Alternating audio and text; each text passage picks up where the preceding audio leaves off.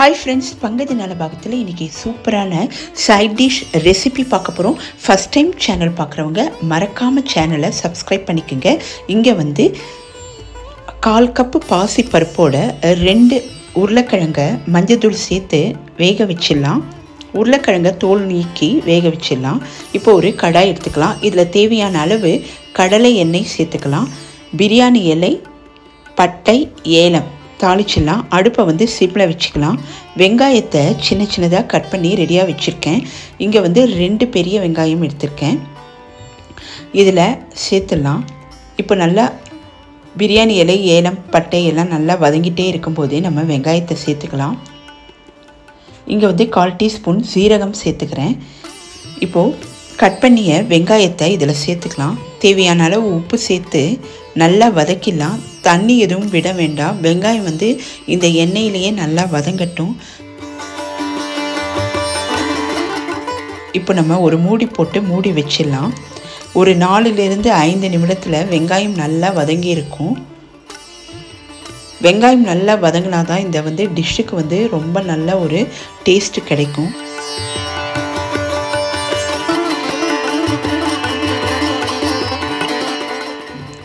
இந்த டைமில் நம்ம கருவேப்பிலையை சேர்த்து நல்லா வதக்கிடலாம். சிம்லேயே இருக்கட்டும். இங்கே வந்து நான் கசகசா 1/4 டீஸ்பூன் எடுத்திருக்கேன். இதை வந்து கொஞ்சம் நேரம் தண்ணியில் ஊற வச்சிடலாம். 2 நிமிஷம் ஊற வச்சுட்டு ஒரு மிக்ஸி ஜாரில்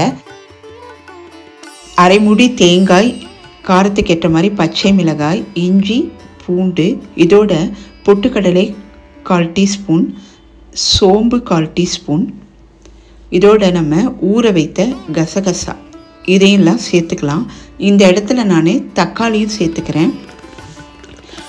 நீங்கள் வந்து தக்காளியை வந்து அரைக்க வேண்டாம் அப்படின்னா நீங்கள் வந்து வெங்காயத்தோடையே நல்லா வதக்கிடுங்க. இப்போ அரைத்த விழுதை வந்து இதோடு சேர்த்துட்டு தேவையான அளவு தண்ணீர் விட்டுக்கலாம். இந்த டிஷ்ஷு வந்து ரொம்பவே கெட்டி ஆகிடும். அதனால் உங்களுக்கு எந்த அளவுக்கு தேவையோ அந்த அளவுக்கு தண்ணீர் விட்டுக்குங்க. சப்போஸ் நீங்கள் இட்லி, தோசைக்கு பண்ணுறீங்க அப்படின்னா நீங்கள் நல்லாவே தண்ணி விட்டுக்கலாம்.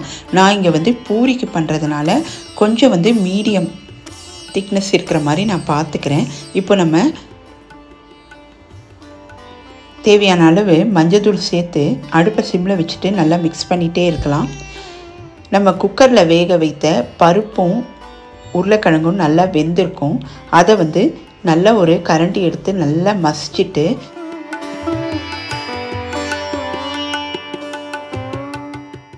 சேர்த்துக்கலாம். இப்போ உங்களுக்கு எந்த அளவுக்கு தண்ணீர் வேணுமோ அந்த அளவுக்கு விட்டுட்டு ஒரு கொதி வந்தவுடனே அடுப்பை ஆஃப் பண்ணிடலாம். கொத்தமல்லி அல்லது கருவேப்பிலை தூவி இறக்கணுன்னா நமக்கு சூப்பராக கடப்பா தயாராகிடும். உப்பு காரம் டேஸ்ட் பண்ணி பார்த்துக்குங்க. ரொம்ப அருமையாக இருக்கும். இது வந்து குருமா மாதிரியும் இருக்காது, மசாலா மாதிரியும் இருக்காது. ரொம்ப அருமையாக இருக்கும். பார்க்கறதுக்கு வந்து குருமா மாதிரி இருந்தாலும் டேஸ்ட் வந்து வேறு லெவல். இது வந்து கும்பகோணத்தில் ரொம்ப ஸ்பெஷலாக செய்கிற ஒரு டிஷ்ஷு.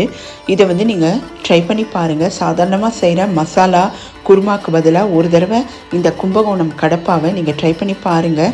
அருமையாக இருக்கும். பூரி, சப்பாத்தி, இட்லி, தோசை ட்ரை பண்ணி பார்த்துட்டு எப்படி வந்ததுன்றதை எனக்கு கமெண்ட்ஸில் சொல்லுங்கள். இந்த வீடியோவை லைக் பண்ணுங்கள், நிறைய ஷேர் பண்ணுங்கள்.